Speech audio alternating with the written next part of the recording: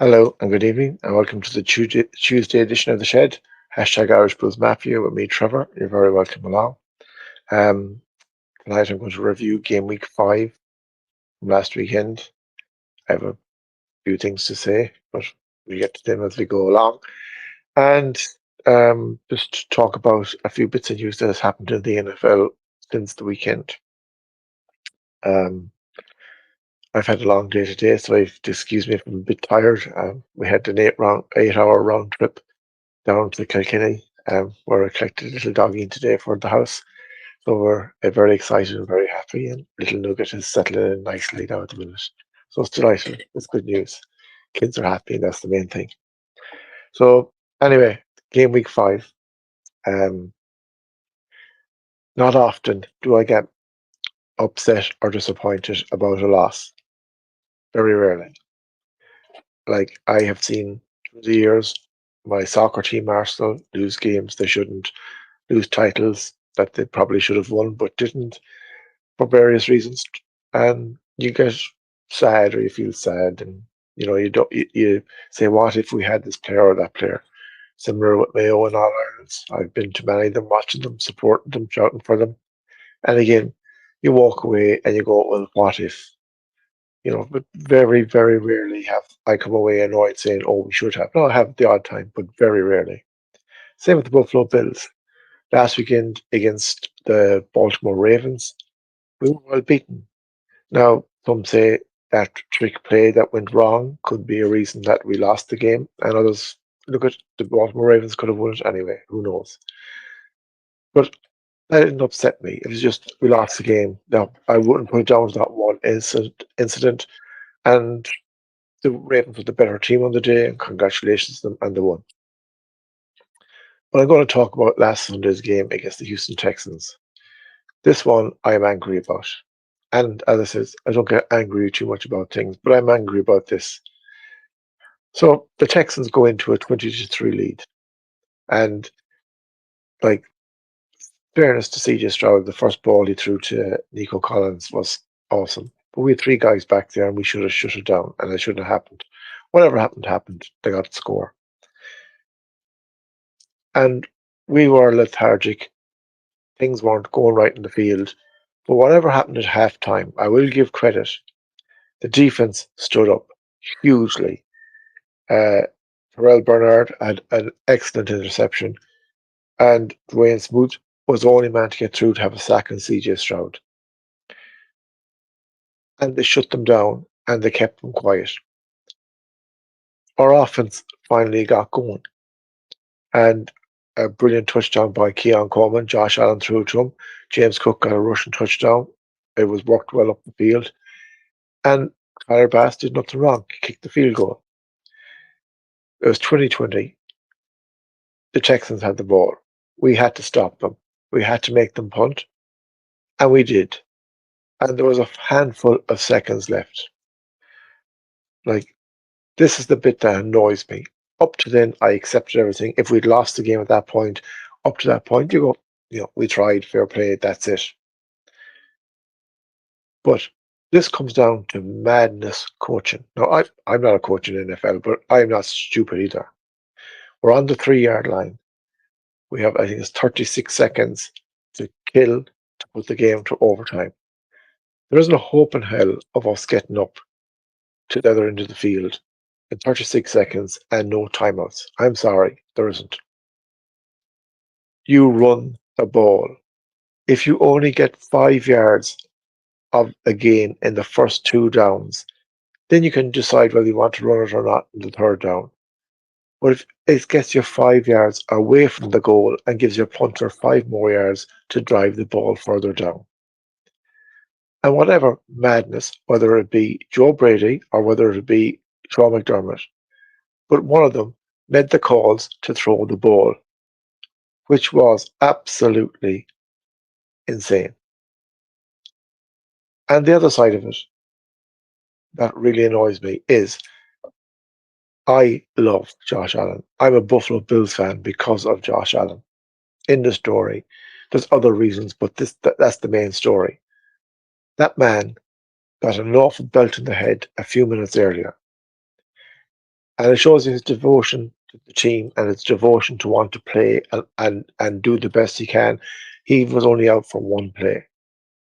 But from them on the sideline, they should not have asked him to throw the ball on them two first plays because of the knock he took. He couldn't be 100% right. The way his head hit the turf, I'm surprised he was back on the field at all. And it shows the man's want to play for his team and to win because he went back on the field. But to ask him to throw two balls that he didn't need to throw, that he could have handed off to James Cook, he could have ran himself, he could have given it to any one of them. And just to gain a couple of yards and move them up the field, to get, if we had to punt and make Houston use their timeouts. First ball, incomplete, clock stops. Second ball, incomplete, clock stops. Third ball, the one you may have thrown on if you had ran the first two, clock stops. Houston didn't have to use anything. They had their timeouts. Then they got the ball. They got into field goal range.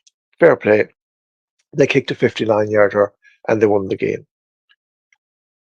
But this isn't the first time McDermott has made bad decisions in pressure moments on big games.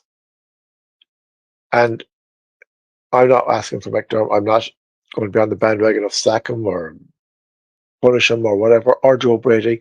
They're doing the best they can. I understand that. But I'm from the west of Ireland.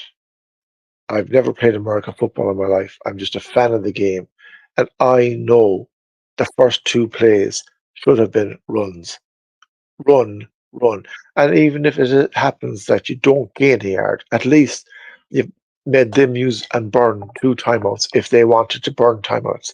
And they might have decided then if we ran the ball, oh, sure, here, let them kneel, go to overtime, and we'll see what happens. And then overtime, we had them. We had them bet. That second half, we had them bet. Our offense was starting to move. Our defense was all over CJ Stroud and shut him down. There was a totally different team in that defense in the second half than there was the first half. And if it went to overtime, I'm not been smart or cocky, we would have had the win. In the story. And that's what annoys me. It got away. And it got away because there was bad decisions made on the sideline. And I know they said they'd learn from it, but the week before they were learning from the trick play. Like you have to stop learning and start putting your learning into practice because it happened too many times in the previous years where big pressurized games they've made wrong decisions. That's all Joe Brady, he's only new, but Sean McDermott isn't. And as I say, I'm not here shouting for a change of head coach or anything like that. I just pointed out this is a game that got away. And we could have had clear daylight between us, the Jets, the Dolphins, and forget about the Patriots going into next weekend playing the Jets. Be a lot less pressure on us, a lot more easier to play. On the other side, I have watched podcasts and stuff about the game, and yes, a lot of criticism has been laid at the Sean McDermott and Joe Brady's door about the calls, and some of it is rightly so. Whereas a lot of them, some of them go overboard and go, "Oh, he should be sacked and he should be this and that." No, but we go to Stephon Diggs, and I'm not being smart. Stephon Diggs did nothing in the game. I don't care what yards he got; he didn't hurt us. And you think he had won the Super Bowl, which is little cheap marks and so on, and eyes looking at Josh Allen. If he was a sound man, an honest fella, a team player, the Buffalo Bills would have never moved him on. And again, I'm from the west of Ireland, but I can feel stuff. And you could feel when he was there wasn't a happy camp. Yes, we didn't win the game. And yes, I know this year we're not going to win in all our games. You hope that you want to, I'll back them to, but it's not going to happen. With him out, I'm happy about. And I like CJ Stroud and I like the Houston Texans and D'Amico Ryans and their players and they play good football. I just have no time for Stephon Diggs. Good luck to them. Enjoy. If they win the Super Bowl, let them win the Super Bowl. And if they don't, I couldn't care less. But if he can walk away and think he's the man and he beat the Bills, he didn't. And if the sad thing is, if Sean McDermott had made the right coaching decisions, or Joe Brady, whichever of them was making the calls, he wouldn't have. And that's you know that's sadly it. On another worrying thing, but I can I can understand it, and I'm not overly concerned because these players will learn. But our completion rate the last day, Kincaid was 2 from 6, 2 catches from 6. He got 34 yards. Mac Hollins was 2 from 6 for 27 yards. Curtis Samuel was 1 from 4 with 0 yards, and he rushed once and had a -1. Now he's the senior player there. He was, there's questions need to be asked about this. Marcus Valdez-Scantling, the Kansas City Chief boy, 0 from 3, 0 yards. Kahil Shakir was missing. That shows you how important Kahil Shakir is to our offense from the passing game. Ray Davis, I know he's a running back, but he had at least 1 from 2. He got 4 yards. Now 4 yards from one run, fair enough. But yes, some of the balls Josh threw mightn't have been perfect, but these guys should be catching more and making more yards for the guys for who they're playing. Keon Coleman had a 49-yard touchdown, brilliant run. A lot of question marks whether he touched the line or was over the line or not, but they proved he wasn't, so it was a great touchdown. But that was the only catch and run he had for the day. It was 1 from 5. Now I know he's the rookie, so he's the one I have least expectation from. James Cook did very well in the running game. He had 82 yards at 4.1 yards an average run and scored a touchdown. He also had 2 catches from 3 attempts, again, 17 yards. Like, 2 from 3 is good. 2 from 6 ain't. Josh Allen had 131 passing yards and 54 rushing yards. He had only a 30% completion. The numbers were there for that. So the Bills need to work on that. But these are things you can work on. And we have the Jets this weekend. And if you're to say which is the more important game, the Texans or the Jets, it's the Jets because it's worth double the points. If you win this game, you have the win and you have the head-to-head victory. So it is worth more. But we want to win them all because we're greedy, and that's not just being a fan. But that's my point from this weekend. I am angry about how we threw away a game. Yes, we should have been beaten at halftime. They should have beat us. But B, we came back and we had them, and that's the annoying thing. It wasn't we're coming back and hoping and hoping. We came back and we had them, and then we went and just imploded. We can't do that when you get to a playoff. If we get to a playoff this year, I want not going counting chickens, but if we get to a playoff this year, can't do that again at Chiefs or Bengals or Ravens or Texans again or whoever we're going to play. You cannot balls it up at the end of the game when the pressure is on. You have to be able to make the right decisions. And as I said, from the west of Ireland, never played a game of football in my life. I know them first 2 plays should have been runs and get away from the goal line. And if you have to punt, they're further back the field. Kicker has more time to kick it, and then you can pressurize them. And there might not have been a field goal, but let's leave some buts. I know I've jumped ahead of my plan. I was going to leave that near the end, but this has been simmering up on me for the last couple of days, so I had to get it out. So apart from that, well done the Texans. Come on, Bills, we'll move on. Now, um, I'm not going to spend too much time on the games because I did a lot on the Bills game there, and there's a few other little bits and pieces to be talked about. But the first game was a Thursday night game, which was a cracker, and it was the Tampa Bay Buccaneers against the Atlanta Falcons. And as I said last Thursday night for my show, it was a very hard game to call because the Falcons could have been 4-0 and they could have been 0-4. Well, they won 36-30 in overtime, and they should have been beaten but the Buccaneers blew it no more than the Bills did, in a different way, but they blew it. And fair play to Kirk Cousins. He got them down to get the victory and brought them back first and then brought them down for the victory. Then the London game was the Minnesota Vikings playing the New York Jets. The Vikings are 5-0, fair play to them. They won 23-17. And the big news from that was A, Aaron Rodgers stunk, and B, um, Robert Saleh got sacked today, which I will talk about in a few minutes, because I have a few bits to say on that too. Then the Carolina Panthers went to the Chicago Bears. The Bears won 36-10. Caleb Williams played a very good game. The Carolina Panthers are a team that, like a few more, like the New England Patriots, will be looking for the first pick again next year. Then you had a cracker, went to overtime. The Baltimore Ravens at the Cincinnati Bengals. The Ravens won 41-38, but this game had everything. This was worthy of being a Super Bowl. Um, McPherson had a chance to win it in overtime for the Bengals, and the holder, well, I'll be honest, I think the ball was thrown up too high to him, and by the time he got it down, it had slipped.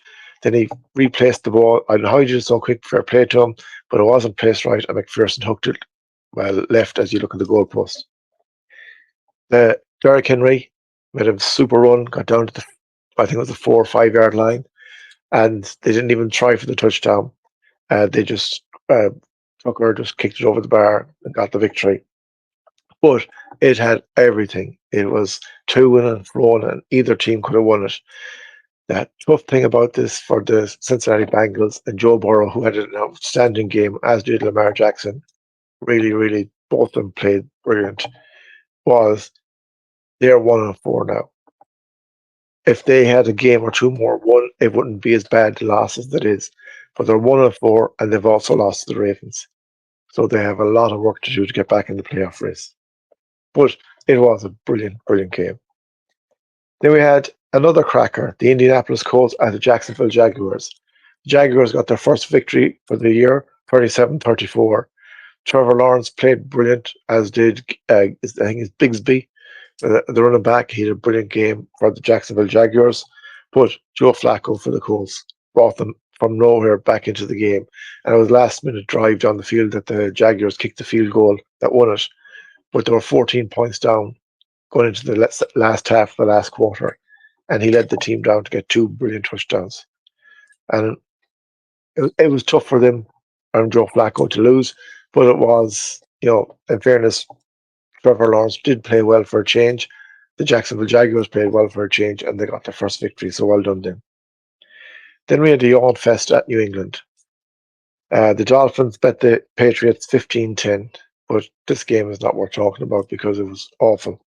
The Patriots, I think now, are just going to lie down and look for the number one pick because unless they bring back Drake May, Jacoby Brissett didn't look comfortable, got hit a few times. Tyler Huntley on the Miami backup quarterback, wasn't great either. And the weapons that the Dolphins have, and they're not using them, or they can't get the ball to them. It was just a shocker. It was a bore, and there wasn't a lot of red zone highlights from it. Then we had the Cleveland Browns at the Washington Commanders. Commanders won 34-13. The Browns were in bother, big bother. Their offensive line can't protect Deshaun Watson, and Deshaun Watson can't catch a cold because he can't throw it to catch it because he's been mauled. And like this is a team in with Kevin Stefanski and all the money they've pumped into it that they thought that they'd be challenging for this in the AFC North Championship and getting into the playoffs. And all this team is doing is going honking with the Patriots and the Carolina Panthers looking for the number one pick at the minute because they're shocking.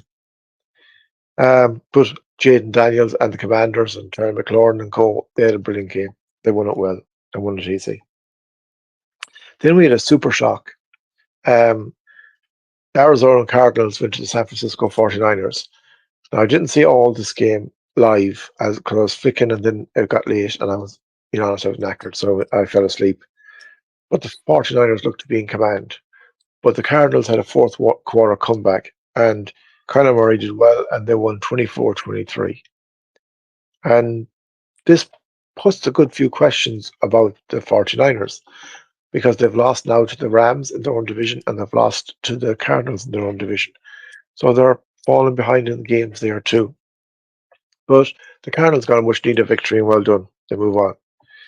They win the Green Bay Packers at the Los Angeles Rams. The Packers won 24-19. So Matthew Stafford is definitely missing his weapons. And Jordan Love played well through a super pass at one stage that brought the ball to the 1 yard line and they got a touchdown from. But then he also did something stupid in his own inline goal area, touchdown area. He threw the ball straight to a Rams defender on the 2 yard line and he walked it in. So, yes, the Packers won. I don't know. Malik Willis for the two games looked more comfortable than Jordan Love. I know he's coming back from injury, and I know he's their number one, but like credit where credit is due to Malik Willis. He got them two victories they didn't expect to get when he was playing. And Jordan Love has made hard work of a lot of things so far. First half against Minnesota, he was shocking. And again, the last night, he did some good things, but he also did some very bad things. Then we had another shock. The New York Giants won at the Seattle Seahawks 29-20. Again, this is one of the late games, so I only seen some of it live at the time through Red Zone. But the Seahawks looked to be in command for a stage. But I have to say, Daniel Jones actually played very well at the weekend. And he didn't have the shockers he normally has. And in fairness, the Giants deserved the victory from what I've read afterwards and seen. And the Seahawks now, that's one that's got away from them. So it is. They'll have to, they had a chance with the Rams losing and the 49ers losing to, go ahead of them, but they let it go. I've talked about our own game, the Buffalo Bills with the Texans. I'll say no more about it now. I think I've said enough. Then we had the Dallas Cowboys at the Pittsburgh Steelers. I think this game was delayed 90 minutes for the weather. I seen a lovely picture today. Well, it was a lovely picture, but it was frightening. The picture of the stadium and in the background, sky full of lightning, lines of lightning coming to the ground. It was shocking. As in, I wouldn't want to be there, but it was a beautiful picture. And the Pittsburgh Steelers, well, a lot of question marks because their offense isn't working. 17 points again this week. Um, they were ahead going into the last plays of the game, and in fairness, Dak Prescott pulled it out. The ball was broken down on the last drive, and another quarterback wouldn't have done it. But he dived on the ball, kept the ball in the Cowboys' next play through to a touchdown. And they won 20 points to 17.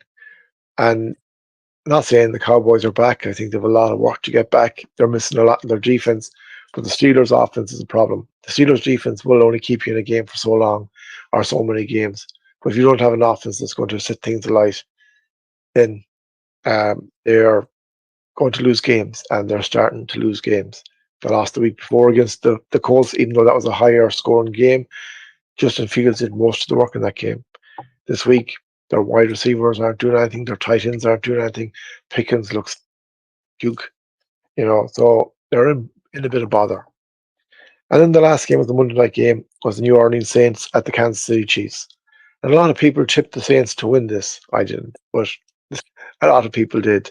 But Travis Kelce turned up, Mahomes turned up, and the Chiefs got a 26-13, as did Taylor Swift turn up, if anyone's wondering. She was in the crowd. And they are now 5-0 with the Vikings. The Vikings are 5-0, though, looking good. The Chiefs are 5-0, looking ordinary. And looking ordinary and being 5-0 is kind of scary because it means there's more to come. So we have to watch this space. And they were the games for this weekend. For my picks, well, I got 50%. I got 7 out of 14. The ones I got wrong, the Buccaneers was a toss of a coin. I thought that Thursday night. Bills threw it away. Maybe at halftime I wouldn't be saying that, but as I said in the earlier part of the video, threw it away.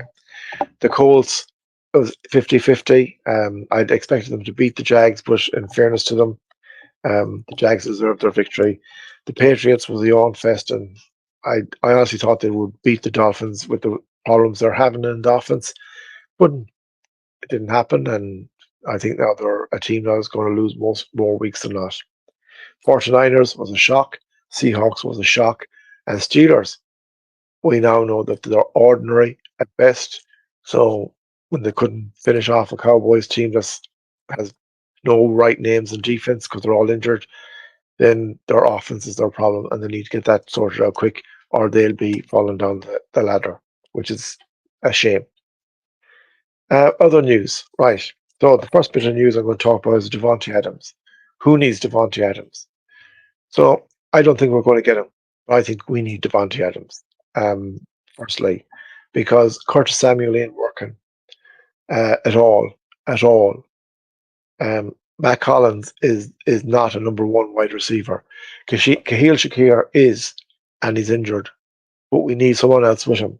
Keon Coleman, I would not put any pressure on. He's a rookie. He's learning the game. He looks good, and he will come good. But I think Devontae Adams, or we need to get someone a free agency wide receiver, or we'll fall away. And I don't want that to happen. The other teams that need them definitely is the New York Jets, which more than likely is where he's going to end up, or the Pittsburgh Steelers. The Pittsburgh Steelers are like ourselves. They need a wide receiver as well because George Pickens ain't doing it and they have no one else worth a damn throw the ball to. The only difference between the Steelers and us, we have Josh Allen and they don't. And Justin Fields is starting to look ordinary. And Russell Wilson, I wouldn't be too confident on. Then the big news from today, other than the Buffalo Bills, which is more important, but was Robert Saleh getting sacked as head coach of the New York Jets. Um, I think it's wrong because don't think the problem is Robert Saleh. Now, I'm not saying Robert Saleh is a great head coach, but he's had rubbish quarterbacks for the last few years. Zach Wilson couldn't do it. And then there was a lot of injuries. You had Tyrod Taylor, you had Mike White. Now, Mike White was probably one of the better backups. Um, then you had Aaron Rodgers come in. Now, your problem is Aaron Rodgers. Aaron Rodgers has dictated everything since he came to the New York Jets that has happened. Hackett was put in as offensive coordinator. He got Lazard because he wanted him. He's now looking for Devontae Adams. Um, those other players he wanted and he got. And if you have a player pulling strings like that, as a head coach of any team, or manager as we call them here, your hands are tied. And it's only a matter of time. He looked awful frustrated in London at the weekend. And he is an aging player. And you go, oh, well, he's fit though. And Tom Brady could do it. He ain't Tom Brady. Okay? He ain't Tom Brady. Tom Brady has nearly, I think it's only that finger left from Super Bowls that he can put on a ring on because he was the best. Whether I want to say it myself or not, he was the best at what he was doing. Aaron Rodgers was there at the same time as Tom Brady, and Aaron Rodgers has won, and good luck to him, but he didn't get any more. So going, oh, well, Tom Brady could do it, so Aaron Rodgers can, it's BS. He ain't Tom Brady. And he's coming back from an Achilles injury. He has been injured and he's injury prone. He took a hit at the weekend. And I'll be honest, I'm sorry Robert Saleh got sacked. I wouldn't have made any changes until the end of the season if it was me, because changing it now ain't going to make much of a difference. And then decide at the end of the season if you want to keep Robert Saleh or move on from him. But your problem, New York Jets fans, is your quarterback. And whether you want to admit it or not, because he paid a lot of money for him and he's a big name and yada, yada, yada, he is going to be your problem because he's been a problem everywhere. I know he's only been at Green Bay, but he was a problem there and they couldn't wait to get rid of him. And he ain't 25, 26 playing his game. He's 40 years of age, but he's thinking he's 25, 26, and he ain't. In my brain, I'm 25 and I was going to play a game of Gaelic football right now, but I know my body ain't able for it. I respect it that I ain't good enough, so I don't do it. And it's just time for him to stop. But let's play out the season. Let's see how it goes. But I think Robert Saleh was just an scapegoat. for somebody to, they wanted it.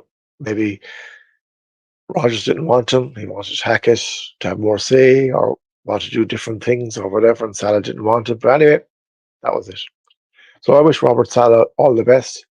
Um, I do think he's kind of lucky to get away from them, but um, let the ship implode with Aaron Rodgers, and see what happens from there. And lastly, now, as I said, toward you Thursday night last time, we're getting ready to go to Buffalo. And it's now today is the what date? The 8th, so in 9 days' time.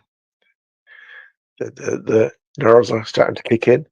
But I've had a few people on to me, and I'm very grateful, wishing me well, and tell me how beautiful the place is in the city, and I cannot wait. And as I said, I'll do a video Thursday night. I'll do a video Tuesday night, and I may do one Wednesday night before I go, because I won't be doing one on Thursday, and I won't be doing one on the Tuesday because I'll be going and coming home. Then we'll see about the Wednesday night one yet. But anyway, that is it, and I'm looking forward to it. So that's my video for tonight, folks. I want to thank you very much for watching. It's a pity about the weekend, and I've just given my views. I hope they're not too heavy or too hard, but I support Sean McDermott, and I support Joe Beatty, and I support the whole team. But it's just angry. That was one that annoys me. And I hate losing. I just hate it. But there's losing when you can accept it, and there's losing when you can't. And this is one that I just can't. But we'll move on. We look forward to the Jets this weekend, and I'll talk about that game and more on Thursday night. So until Thursday night, folks, I want to thank you very much for watching. Stay safe, stay happy, stay together. And as always, my friends, go Bills.